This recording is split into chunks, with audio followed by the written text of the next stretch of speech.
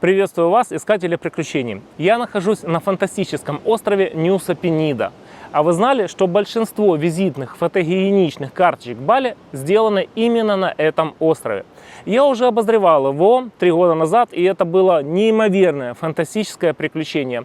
Но у меня осталось одно незаконченное дельце – это плавание с подводными морскими огромными существами под названием манты или морские дьяволы.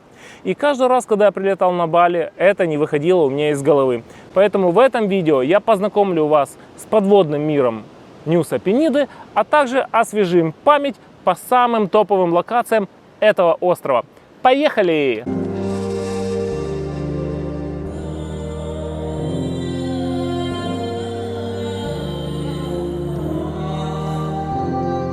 На Нуса-Пениду я добрался из Бали на общественном пароме ферри вместе с байком и 2 человека. Это стоило 117 тысяч рупий. Порт называется Падан-Бэй, и оттуда отправляются катера как на Нуса-Пениду, так и на острова Гили. Очень много, кстати, там есть помогал-разводил, которые перепродают тебе билеты X2 или X1,5. Поэтому просто приходите в более-менее официальные кассы и ориентируйтесь на цену 117, 120, 125 тысяч. Важный момент. Милиционер при посадке на паром, уже после того, как ты купил билеты, проверяет СТНК и может тебе компасировать мозги. У меня СТНК не было, в общем, я ему дал 20 тысяч, и он от меня отстал. Money, huh? Corruption. Corruption, huh? Money, huh? Show me. СТНК – это что-то типа нашего техпаспорта о том, что ты владелец байка.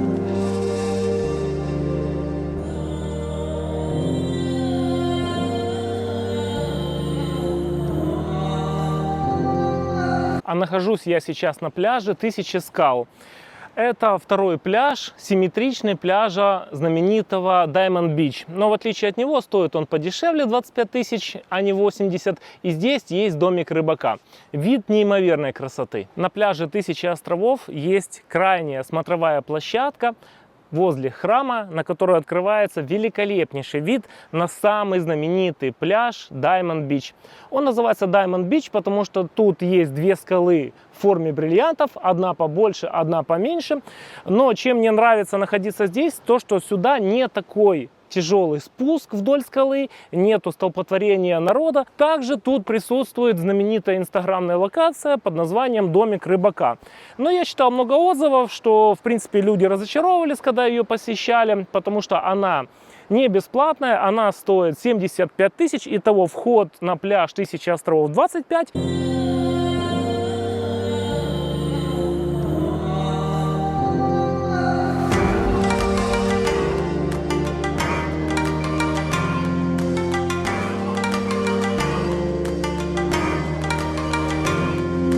Но все-таки, друзья, я все же решился забраться на пляж Diamond Beach с его основного входа.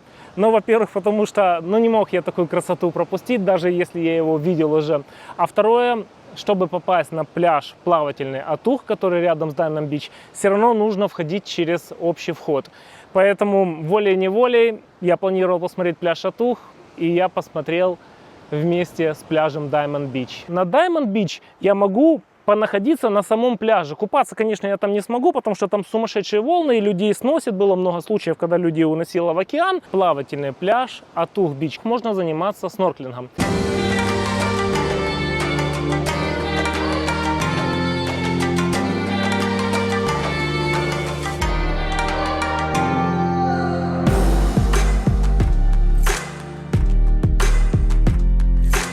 Итак, друзья, поплавал я немного на пляже Атух Бич. Что вам сказать, подводный мир не сильно меня впечатлил, потому что была бурлятина, волны, они каламутили камни били по ногам. В принципе, штука не из приятных. Поэтому вид красивый, но подводный мир не очень. Может, когда не шторм, здесь красивые кораллы есть.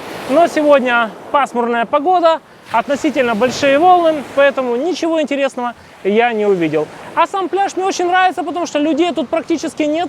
Но тем не менее здесь куча всяких кафешек, где можно заказать кокосы, пивас. Атух Бич, найс! Good. Here is good. Nice. Sedina Dina. Также здесь полным-полно лежаков. В общем, пляж обустроенный. Когда я был на Diamond Beach, я услышал у гида и потом расспросил, что на самом деле Diamond Beach это частный пляж. И 30 лет назад его продали всего лишь за $200 тысяч балинезийцу. Хозяин был владелец из Ньюса-Пениды и продал балинезу. Сейчас на Бали за $200 тысяч даже виллу нормальную не купишь. А тут продал Diamond Beach. Визитная карточка всего Бали, самое популярное место на Ньюса-Пениде за такие копейки. Наверное, он пожалел тогда, что он так сделал.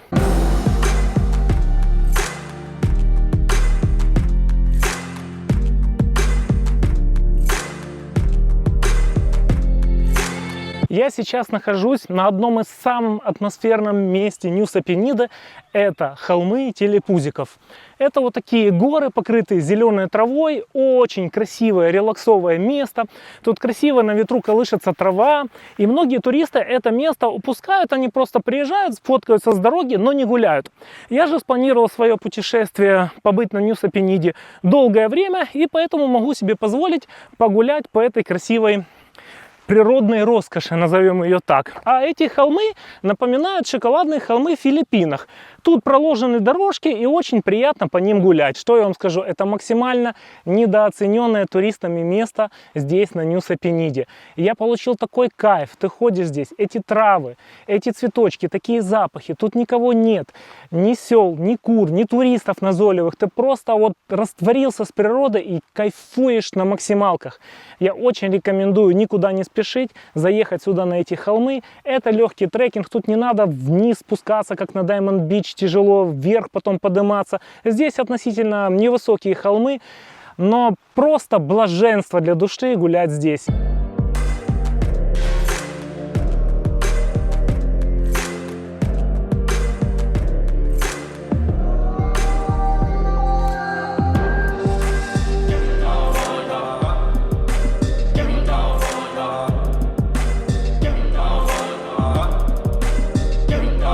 Еще одна классная вещь, недооцененная туристами на Ньюса-Пениде, это стоимость жилья. Дело в том, что туристы сюда приезжают на день-два, чтобы посмотреть достопримечательности, и уезжают. И, соответственно, огромного ажиотажа на жилье здесь нет.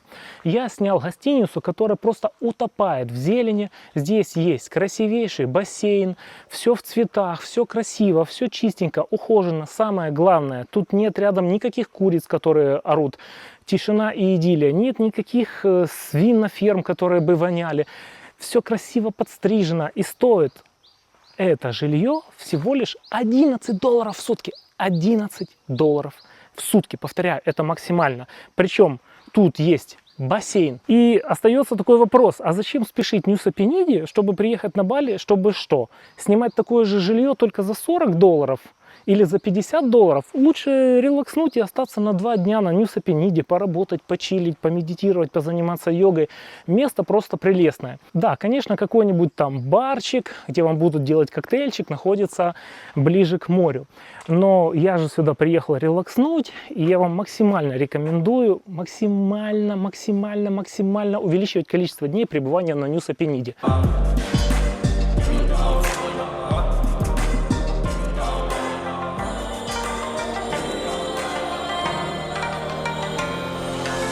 Сегодня я отправляюсь плавать с огромными скатами под названием манты. Их еще называют морскими дьяволами.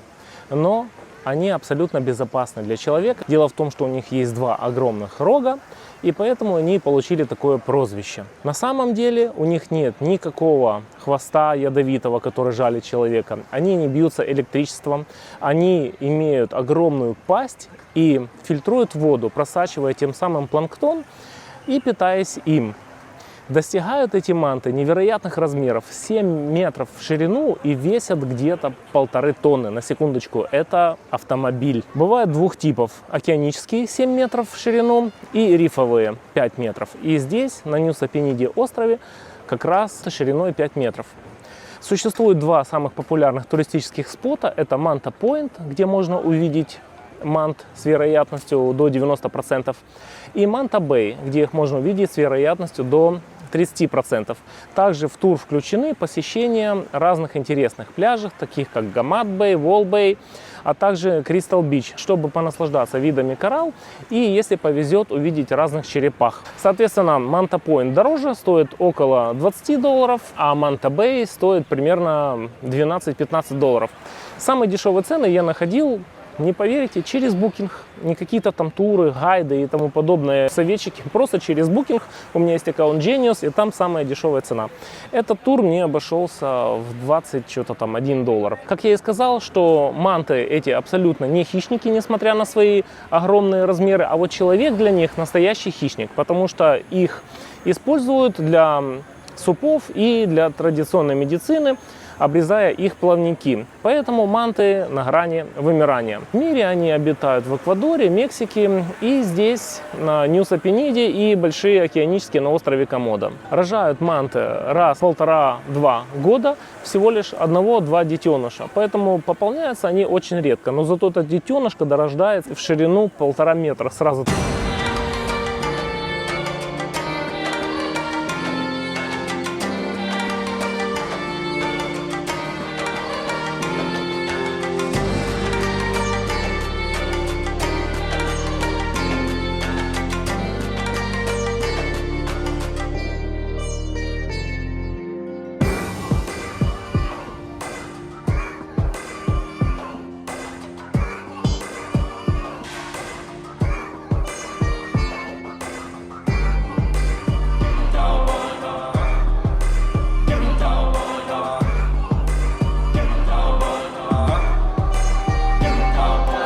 В стоимость тура включена вся необходимая экипировка, ласты, маски, трубки, дают водичку попить, а также делают съемку на камеру GoPro. Ну, я со своим оборудованием всегда путешествую. Итак, друзья, поплавал я с мантами. Это что-то невероятное. Это экстаз, блаженство, кайф, оргазм, удовольствие. Все в одном месте. Это такой взрыв мозга.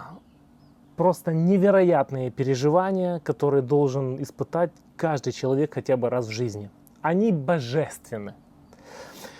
Также я немножко узнал, они очень и очень интеллектуальные существа. Например, манты могут понимать свое отражение своего лица в воде и запоминать. Также они запоминают лица дайверов. И если дайвер подплывает там второй, третий к ним раз, она его узнает и подплывет к нему. Это невероятно.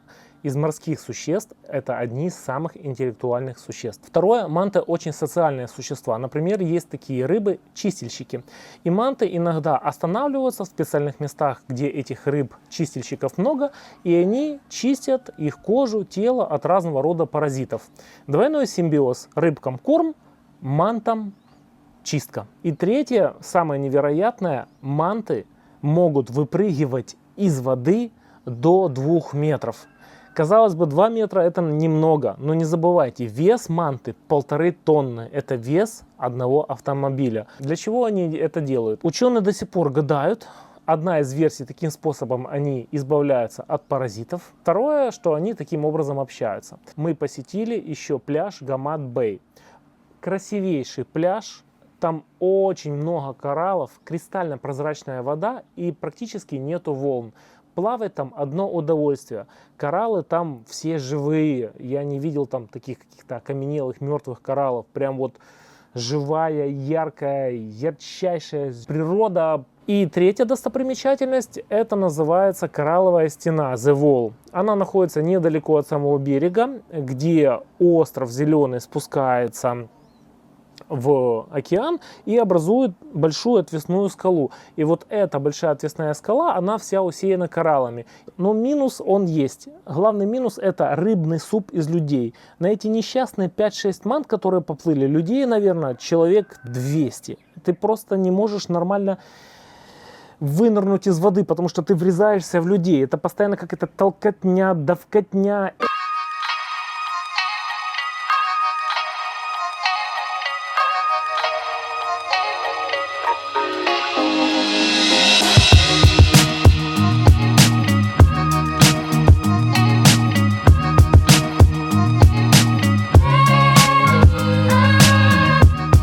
Я сейчас нахожусь на пляже Клинкен-Бич. Это самое популярное, самое посещаемое, самое распиаренное место не только на острове Нуса-Пенида, но и является визитной карточкой острова Бали.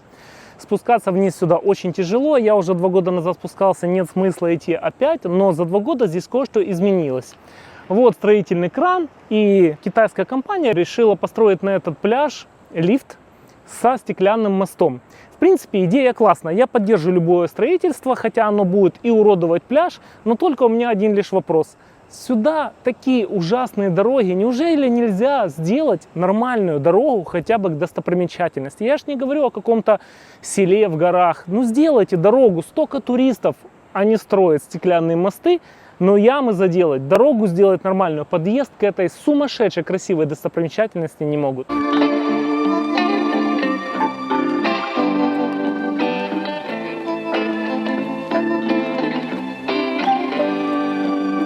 Эта гора еще называется Раптор. Она похожа на лапу тираннозавра, как будто он стал на пляж и стоит над океаном. И мне сегодня повезло, на этом пляже видны манты. Купаться на этом пляже крайне небезопасно, многих людей уносило в воду, но бирюзовая вода создает вот такой мальдивский райский пейзаж. Хотя волны там очень сильные, и я бы сказал даже агрессивные.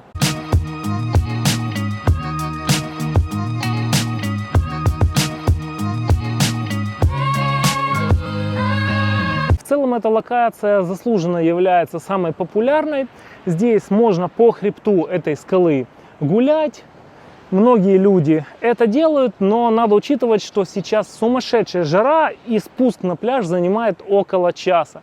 Поэтому рассчитывайте ваши силы, если вы хотите насладиться пейзажем не только сверху, а и снизу.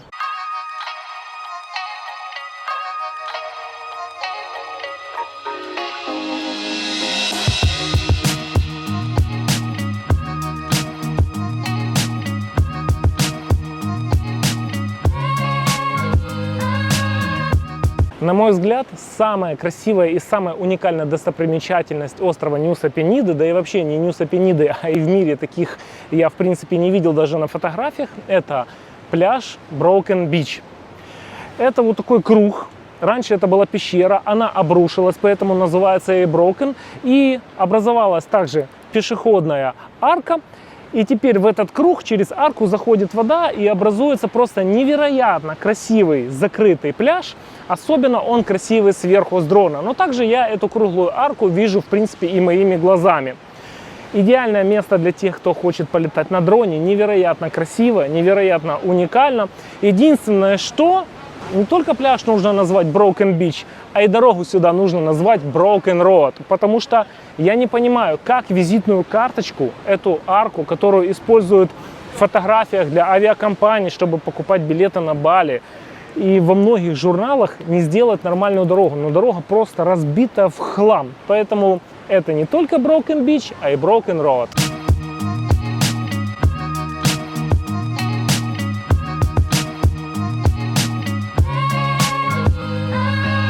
Рядом с пляжем Broken Beach есть еще одна интересная локация, называется Angel Bia Bond.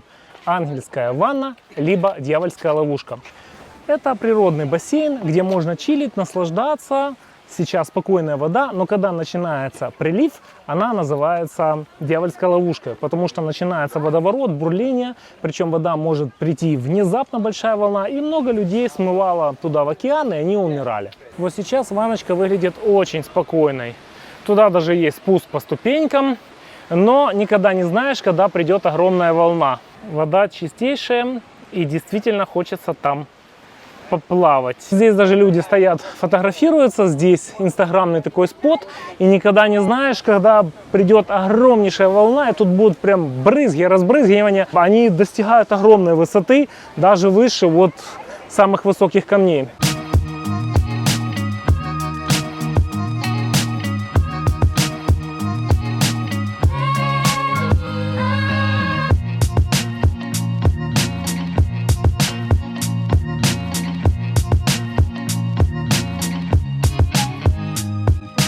Я нахожусь в главном храме острова Нуса-Пенида под названием Гоа Гири Путри, или дословно переводится «Храм принцессы горы.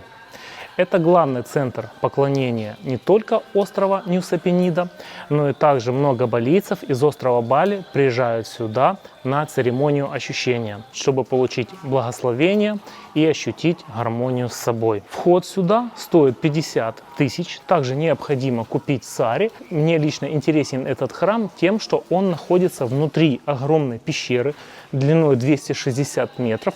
И чтобы попасть сюда, нужно пройти через узкий проход, который всего лишь 80 сантиметров. Внутри находятся разные святыни, алтари, которые посвящены разным богам индуистским, а также здесь ощущается вот такая атмосфера тишины, благовония, молитв, и ты действительно прикасаешься к чему-то такому-то древнему, глубокому, и это тебя расслабляет, ощущения такие прекрасные.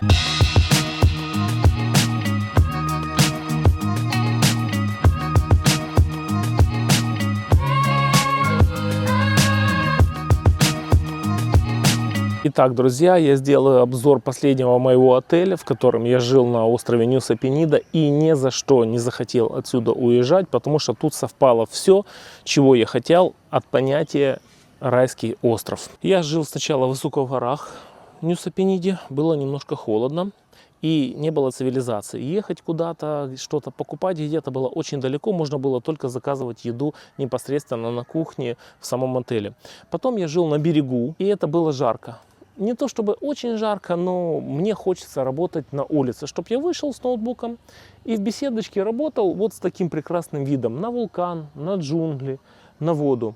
Панорамный вид, спокойствие, тишина. И я выбрал отель чуть-чуть выше в горах с завтраками, который именно совпадает по моему желанию. Здесь есть бассейн, здесь есть огромная комната. Днем я могу работать с прекраснейшим видом, спать без кондиционера, потому что днем довольно-таки прохладно. А вся цивилизация, я в город раз, 5 минут спустился, и я могу там пойти в модные кафешки, выпить модного кофе, или какие-то модную живую музыку послушать, либо пойти на рынок, купить фруктов, либо пойти в какую-то столовку и сказать им приготовить рыбу-гриль, какое-нибудь индонезийское блюдо. Что касаемо в целом по Нуса-Пениде, я пожил на Бали на многих районах и понял, пришел к такому выводу, что Нуса-Пенида это и есть тот райский остров. То есть райский остров не Бали, а райский остров на самом деле Нуса-Пенида. Почему? Ну, первое – это прозрачность и бирюза воды. На Нуса-Пениде действительно есть пляжи, их не то чтобы много, как в Таиланде, но их достаточно, чтобы ты нырял, наслаждался белым песочком и наблюдал за красивейшими кораллами. А это просто невероятно красивые кораллы, яркие цвета переливаются. В общем, также можно плавать с мантами, можно заниматься фридайвингом, можно заниматься подводной охотой, дайвингом. Вот что касаемо плавания, Нуса-Пенида это на 3 головы выше, чем Бали. Это рай. Второе, Нуса-Пенида более зеленый остров, у него не так много населения, как на Бали, плотность населения не такая большая, и, соответственно, ты когда рассекаешь на мотобайке по всему этому острову, ты действительно катаешься через джунгли. Третье, здесь не так много народу, соответственно, не так много мусора, который сжигается, и не так много вот этих всех бойцовских петухов, поэтому ты можешь относительно находиться в тишине. На Бали же тишину надо очень-очень хорошо поискать, и как по мне, Нуса-Пенида из-за того, что туристы сюда приезжают на день или на 2, они здесь не живут, не тусуются, здесь максимально недооцененное жилье. Вот этот номер я снимал за 12-15 долларов вместе с завтраком. Тут есть все. Бассейн, сумасшедший классный вид, вулкан, джунгли, море. Я живу, по сути, в джунглях. Да, есть на Нуса-Пениде минусы. Это ее дороги. Они гармошкой. Не совсем приятно ездить на большой скорости. И к основным достопримечательностям вообще в хлам разбитые дороги. Ну а в целом Нуса-Пенида это самый топ. И это именно то место, где я бы хотел жить на зимовку. Красивейшие пляжи, все модные кафешки, бюджетные варунги, где приготовят тебе еду недорого. И еще немаловажно, вот в этом моем отеле интернет сумасшедше быстрый. Я ролик 10 гигабайт загружал, что-то там 34 минуты. Для Бали это реально очень и очень быстро.